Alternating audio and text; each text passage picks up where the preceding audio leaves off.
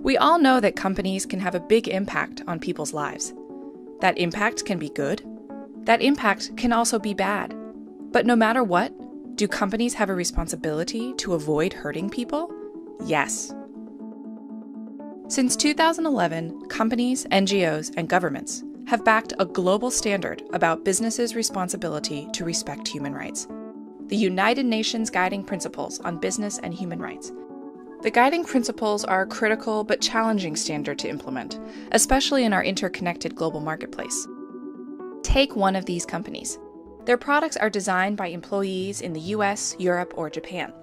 They're manufactured by thousands of supplier companies in dozens of countries.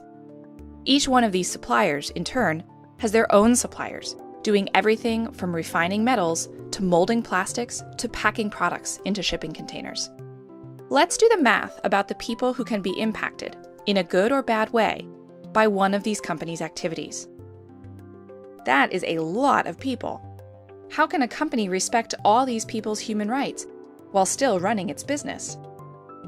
The company needs to prioritize. A company prioritizes by identifying its salient human rights issues, the human rights that are at risk of the most severe negative impact.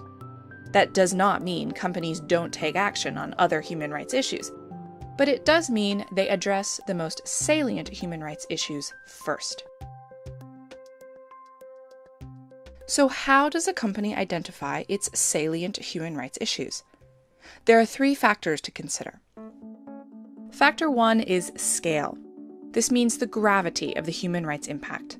This does not mean some human rights are more important than others. What scale means is how much someone's enjoyment of their right was set back as a result of what the company is doing.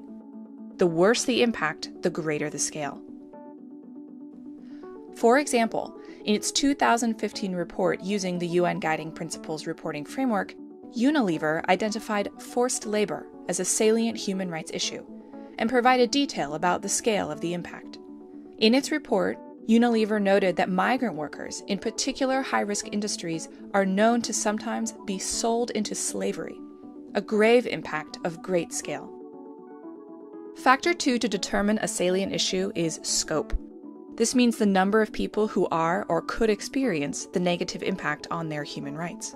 For example, in its 2015 report using the UN Guiding Principles reporting framework, Ericsson identified the right to privacy as a salient human rights issue. Ericsson noted that many people around the world are increasingly concerned about multiple government surveillance using telecommunications networks, pointing to a broad scope for this issue. Factor 3 to determine a salient issue is remediability. Can the impact be put to right? For example, in Anglo American's 2014 Sustainable Development Report, the company highlighted health and safety issues as a top risk to people. In its reporting, Anglo American highlighted risks related to long-term occupational diseases and fatal work-related accidents. These kinds of impacts cannot be put to right and are thus irremediable. These 3 factors are how companies determine if a human rights issue is salient and should be prioritized for action and reporting. The companies in these examples are not only reporting their salient human rights issues, they are also taking action to reduce these risks. Learn more at ungpreporting.org.